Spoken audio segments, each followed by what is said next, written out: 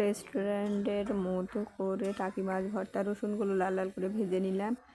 এরপরে পেঁয়াজগুলো দেখেন ঠিক এভাবে লাল লাল করে ভেজে নিচ্ছি।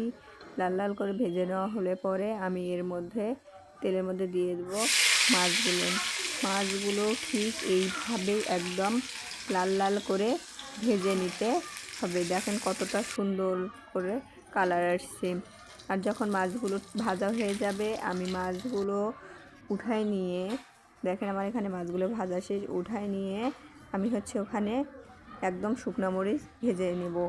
এই শুকনো মরিচটা দিলে কিন্তু সত্যি সত্যি একদম রেস্টুরেন্টের মতো স্বাদ পাবেন। কাঁচামরিচ দিলে এই স্বাদটা কখনোই পাবেন না। আমি তার সঙ্গে দেবো একটু ধনে পাতা